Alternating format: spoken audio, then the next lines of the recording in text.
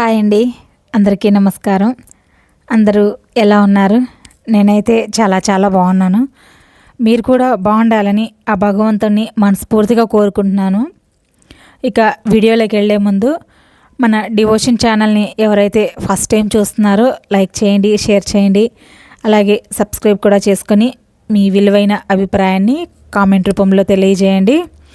మీరిచ్చే ఒక like, comment వల్ల మరిన్ని వీడియోలు చేయడానికి బూస్టప్గా పనికొస్తుంది. ఇక వీడియోలోకి వెళ్ళే ముందు ఇంకొక చిన్న మాట, ఎవరైతే మన ఛానల్ని సబ్స్క్రైబ్ చేసుకున్నారో వాళ్ళు ఈ వీడియో లాస్ట్ వరకు చూసి మీ కామెంట్ని తెలియజేశారనుకోండి, వాళ్ళకి గివ్ అవే అనేది నేను ఇవ్వాలనుకుంటున్నాను.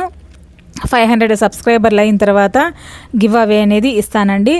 సెమీ కంచు పట్టు శారీ. మీరు చేయాల్సిందల్లా సబ్స్క్రైబ్ చేసుకొని లాంగ్ వీడియోస్ చూసి ఒక కామెంట్ పెట్టడము అంతే.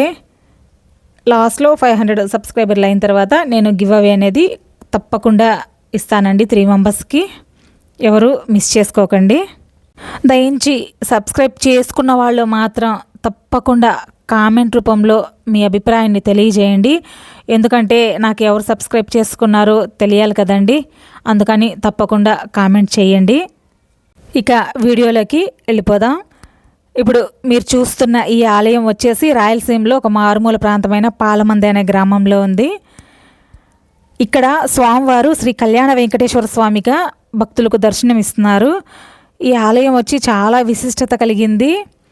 ఎవరైతే అమ్మాయిలు కానివ్వండి, అబ్బాయిలు కానివ్వండి, పెళ్ళి కాకుండా చాలా వయసు వరకు బాధపడుతూ ఉంటారు కదా, అలాంటి వాళ్ళు స్వామివారికి అత్యంత ప్రీతికరమైన శనివారం రోజున ఆ కలియుగ ప్రత్యక్ష దైవం అయినటువంటి శ్రీ కళ్యాణ వెంకటేశ్వర స్వామిని దర్శించుకుని ముడుపు కడితే 6 నెలల్లోపు ఖచ్చితంగా వివాహం జరిగి తీరుతుందని చెప్పేసి ఇక్కడ భక్తులు చాలా ఎక్కువగా నమ్ముతారండి.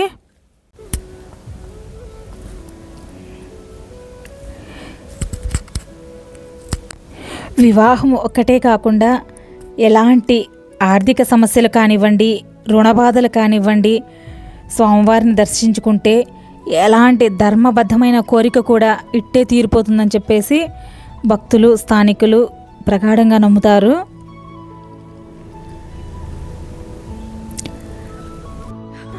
ఆపదముక్కులవాడు, అనాథరక్షకుడు, ఆ 7 కొండలవాడు, అలంకార ప్రియుడు, స్వామివారిని గర్భగుడిలో చూస్తుంటే ఇంకా కాసేపు అలాగే చూద్దామా అన్నంత ముగ్ధ మనోహరంగా స్వామి విరాజిల్లుతున్నాడు.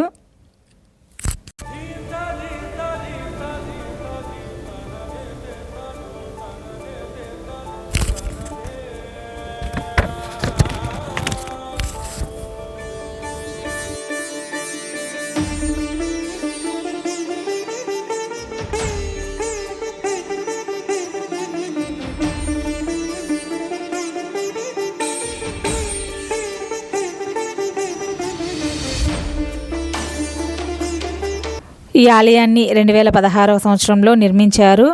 ఆ ఊరి గ్రామ పెద్ద అయినటువంటి రెడ్డి గారు స్వామివారి విగ్రహ ప్రతిష్ఠ చేయడం అంటూ జరిగింది. ఇక్కడ పండుగ రోజుల్లో ఏకాదశి, బ్రహ్మోత్సవాల టైంలో ఇక్కడ చాలా ఘనంగా ఉత్సవాలు కూడా జరుగుతాయి. భక్తులు చాలా భక్తి శ్రద్ధలతో స్వామివారి సేవలో పాల్గొంటారు. అన్నదాన కార్యక్రమాలు కూడా ఇక్కడ జరుగుతాయి. చుట్టుపక్కల కొండలు, చుట్టూ పంట పొలాల మధ్యన స్వామివారి ఆలయం చాలా ప్రశాంతమైన వాతావరణంలో నిర్మించడం అయితే జరిగింది. ఏదో ఆలయంలో ఉన్నంతసేపు ఒక వైకుంఠంలో తిరుగుతున్నంత ప్రశాంతత మనసుకు హాయి అనిపిస్తుంది. అంత బాగుంది ప్రశాంతమైన వాతావరణం. స్వామివారు మన కోరికలు తీర్చే కొంగు బంగారంగా విరాజిల్లుతున్నాడు కాబట్టి భక్తులైతే చాలామంది చాలా దూర ప్రాంతాల నుంచి వచ్చి ముడుపులు కట్టుకొని వెళ్తూ ఉంటారు. అంత విశిష్టత కలిగిన స్వామివారు.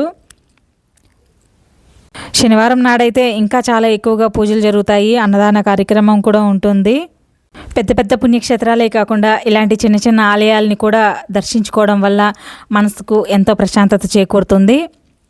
మీరు ఇంత దూరం రాలేకపోయినా స్వామివారిని చూస్తూ మనసులో కూడా ఎలాంటి ధర్మబద్ధమైన కోరిక కానివ్వండి, వివాహం జరగని వాళ్ళు కానివ్వండి, స్వామివారిని తలుసుకొని గట్టిగా స్వామి ఉన్నారని నమ్మి మొక్కుకుంటే తప్పకుండా మీ కోరికలు అనేటివి నెరవేరుతాయి.